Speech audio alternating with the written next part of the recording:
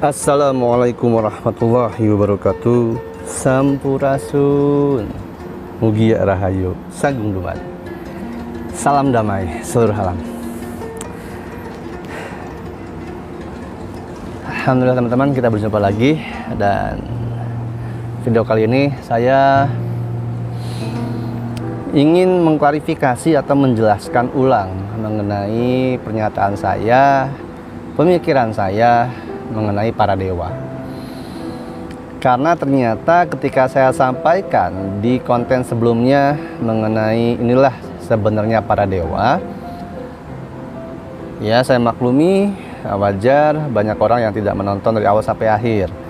Ketika menonton sesuatu hal, pernyataan saya yang tidak sepaham langsung berkomentar.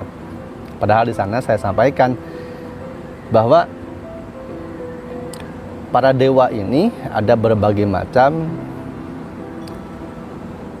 pengetahuan, pemahaman, dan juga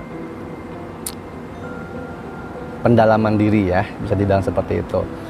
Yang saya sampaikan bahwa para dewa itu ada yang merupakan percobaan atau gabungan genetika DNA dari bangsa raksasa dengan bangsa yang lain, lalu dicampurkan genetikanya, DNA dicampurkan melalui teknologi namanya Vicenna.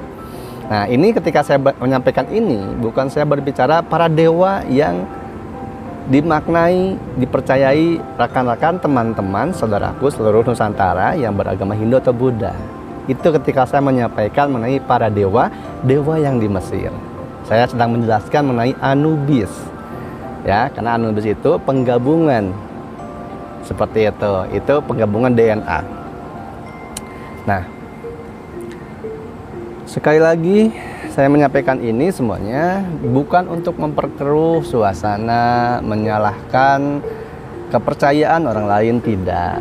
Saya hanya menyampaikan apa yang sebenarnya bisa saya sampaikan dan bukan untuk membantah atau menyalahkan kepercayaan orang lain dan lain sebagainya. Dan ketika saya menyampaikan apapun di konten saya tidak mewakili siapapun atau apapun, tidak mewakili agama saya, tidak mewakili yang lain sebagainya. Ini murni mutlak dari diri saya. Jadi ketika ada salahnya, maka itu salah saya, bukan salah agama saya, bukan salah suku saya dan lain sebagainya. Para dewa itu yang saya pahami teman-teman, ada yang dulu memang, tapi sekali lagi Allah alam bisawab, merupakan penggabungan genetika DNA. Ada yang seperti itu. Ada juga yang saya sampaikan bahwa para dewa terdahulu itu adalah para nabi sebenarnya.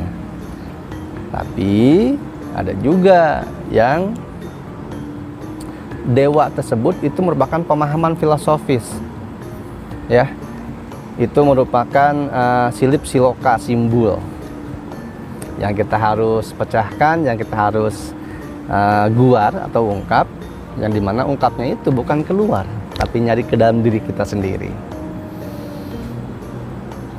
Zaman dulu itu beberapa nabi, rasul ketika melakukan sesuatu, menyiarkan ketauhidan, itu memang cenderung diizinkan untuk menunjukkan kemampuannya.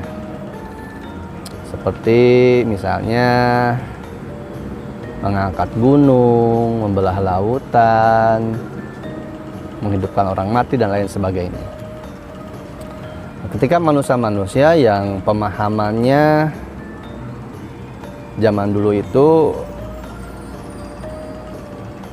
sumbu pendek, ya, bisa dibilang seperti itu, tidak mengkaji lebih dalam pikir rasanya, maka ketika melihat seseorang, sosok yang luar biasa berkemampuan lain daripada yang lain, itu dikultuskan. bergeser, akhirnya menjadi dewa dan lain sebagainya. Tapi sekali lagi, apa yang saya sampaikan ini bukan untuk menyalahkan kepercayaan orang lain, membantah atau menyudutkan, tidak. Saya sangat menghormati kepercayaan agama apapun dimanapun berada. Yang terpenting, yang intinya adalah semuanya ulas asih dan menuju kepada kebaikan. Itu yang utama. Karena memang ajaran agama, fokus dan tujuannya adalah untuk menyempurnakan akhlak, ya, untuk memperbaiki akhlak atau memperbaiki sifat, perilaku, menyebarkan dharma, kebaikan, bekerjasama antar sesama manusia untuk mengurus bumi.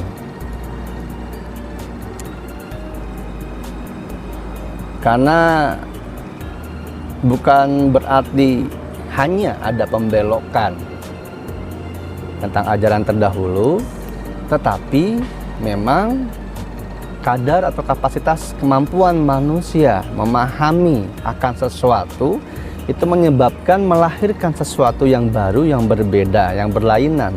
Padahal semuanya sama, intinya sama. Semua agama, semua kepercayaan, khususnya yang ada di Indonesia, semuanya memaknai dan sepakat setuju bahwa semuanya berasal dari Adam dan Hawa. Ada yang menyebut Adam and Eve dan lain sebagainya. Nah, maka kita kembali mengutuk kepada ke atas tersebut. Kalau semuanya berpusat dari Adam dan Hawa, apakah mungkin ajaran yang diberikan itu berbeda?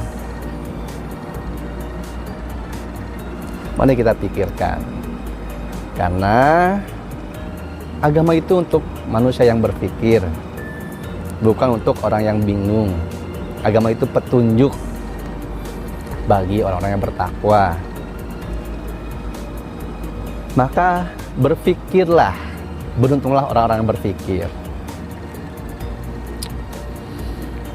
Saya menyampaikan ini, menyampaikan apapun yang saya sampaikan di semua konten, bukan berarti saya yang paling tahu, bukan berarti saya sudah baik, saya sudah benar, tidak.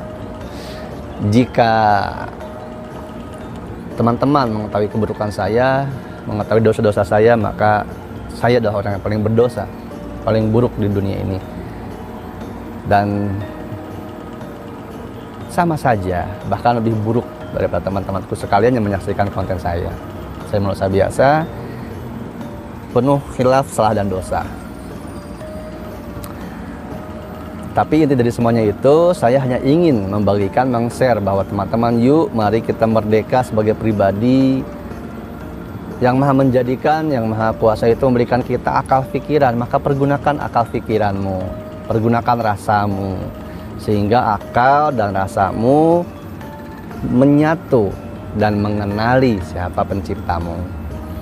Ketika kita sudah mengenal diri kita, maka kita mengenal siapa pencipta kita. Kalau kita sudah mengenali diri kita, maka kita akan melihat semua manusia ciptaan makhluk alam ini tidak berlainan. Kita bagian dari alam. Kita bagian dari alam, alam bagian dari kita. Maka kita akan saling menjaga. Tidak saling menghancurkan. Tidak saling merasa lebih tinggi satu sama lain. Karena semuanya saling berkesinambungan. Saling keterikatan. Contoh kecil, manusia butuh oksigen. Pohon mengeluarkan oksigen. Jadi kalau pohon banyak ditebangi, alam banyak dirusak, maka rusaklah juga oksigen dan merugikan kita sendiri sebenarnya. Jadi sekali lagi, semoga dipahami dan dimengerti. Kalaupun tidak, ya tidak apa-apa. Saya hanya menyampaikan saja, ada baiknya ambil, buruknya buang. Saya sangat menghormati kepercayaan agama apapun itu. Bahkan kepercayaan yang tidak tertuang, tidak tertulis, yang tidak diakui di negara kita, saya sangat menghormatinya. Karena setiap manusia, setiap makhluk mempunyai kadar kapasitas kemampuan dirinya untuk mengenal Sang Pencipta, memahami alam semesta, dan juga mencari dirinya, fungsi keberadaan dirinya sebagai manusia di alam ini. Karena semuanya Tritunggal, semuanya itu satu. Seperti halnya manusia, ada ruh, ada jiwa, ada jasad. Tiga, tapi satu. Trimurti sama pula, ada Wisnu, Brahma, Siwa. 3 tapi 1. Alif, Lam, Mim. Rahman, Rahim, Allah. 3 tapi 1. Yang saya sampaikan tadi mengenai Wisnu, Brahma, Siwa, Tritunggal, Trimurti, Alif, Lam, Mim tentunya tidak bisa saya sampaikan belak-belakan di konten ini, di video. Karena saya pahami bahwa kadar kapasitas manusia mencerna, memahami itu berbeda-beda. Kanjeng Syekh Siti Jenar disebut sesat, akan menjadi sesat bila apa yang disampaikan, yang mendengarkan tidak paham apa yang disampaikan. Apa yang disampaikan tidak paham, akhirnya salah paham. Sesat bagi yang tidak paham, sesat bagi yang tidak menjalani, mendalami, mengalami. Ya, Syekh Siti Jenar adalah salah satu sosok contoh yang diberikan, contoh kecil Syekh Siti Jenar, contoh besarnya Nabi Khidir alaihissalam, dan banyak sekali ya.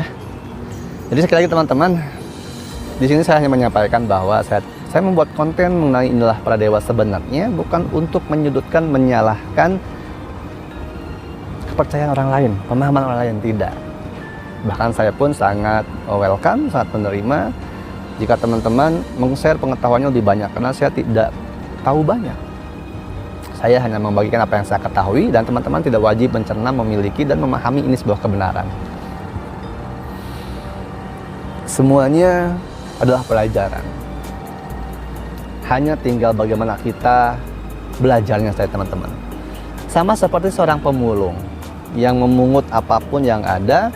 Ketika kita melihat seorang pemulung memulung sesuatu yang ada, kita memahami pemulung sesuai pemahaman kita, sesuai sudut pandang kita.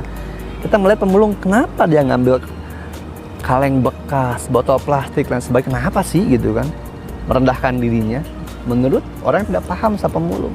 Tapi bagi pemulung tersebut, kantung plastik, botol plastik itu bisa dikilo, bisa menjadikan uang dan memberikan nafkah untuk keluarganya. Tidak masalah dia direndahkan, tidak masalah dia dicibir, tapi dia tahu, paham bahwa dia ini untuk melakukannya untuk keluarga dan bermanfaat untuk keluarganya tanpa mengganggu orang lain. Sekarang bagaimana diri kita? Apakah kita menjadi pemulung atau tidak? Karena barang siapa yang memosisikan diri kita sebagai pemulung, artinya memulung semua pelajaran ilmu yang ada tersebar di alam semesta ini, maka akan banyak pelajaran yang kita dapatkan, pelajaran yang tidak tertulis, pelajaran yang tersirat. Setiap segala sesuatu adalah pelajaran. Dari tanah yang kering, pohon, angin, awan, bangunan-bangunan, tumbuhan-tumbuhan, semuanya adalah pelajaran untuk kita. Maka lihatlah, pelajarilah ciptaanku, kata Yang Maha Menjadikan. Jika kau ingin mengetahui aku, kenalilah dirimu sebelum kau mengenali yang lain. Karena jika manusia mengenali dirinya, maka dia akan mengenal siapa Tuhannya. Sekali lagi, siapa manusia yang mengenal dirinya, dia akan mengenal Tuhannya. Manusia yang sudah mengenal dirinya, dia akan saling menjaga, merawat, memeliharakan sinergi bersatu dengan apapun yang ada yang tercipta di alam semesta, apapun itu. Jadi, segala macam pemahaman, kepercayaan mengenai para dewa dan lain sebagainya tidak perlu diperdebatkan, apalagi sampai menjadi sebuah ajang permusuhan, saling menyalahkan atau terpecah belah. Tidak, karena yang terpenting adalah apapun yang kita dapatkan adalah output yang keluar dari kita, apa yang kita lakukan. Bukan perkara apa yang kita dapatkan, tapi apa yang kita lakukan. Karena segala sesuatu, kepercayaan, keyakinan akan berbeda hasilnya ketika manusia mengeluarkan apa yang dia pelajari dari apa yang kepercayaan dia, dari keyakinan dia. Jika semua memahami fungsi dirinya sendiri sebagai manusia di muka bumi ini, maka tidak ada yang merasa lebih tinggi, tidak ada yang merasa lebih baik, tidak ada yang merasa dirinya lebih suci atau lebih sempurna, tidak menyalahkan orang lain, tidak memfitnah, tidak memvonis. sejajar, pajajaran. Sekiranya konten kali ini saya cukupkan sampai di sini saja teman-teman ya. Semoga ini ada manfaatnya.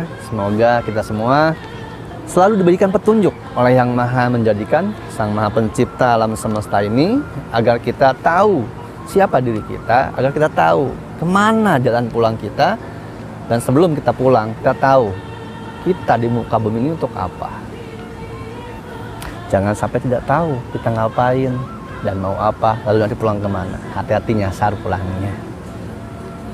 Saya Reza Rahasia, mohon maaf segala kata, ucapan, perbuatan yang saya sampaikan, semuanya ini tidak benar mutlak, bukan kebenaran mutlak, perlu dikaji dan olah kembali. Rahmat berkah melimpah untuk kita semua. Saya Reza Rahasia, wassalamualaikum warahmatullahi wabarakatuh. Salam damai, seluruh alam.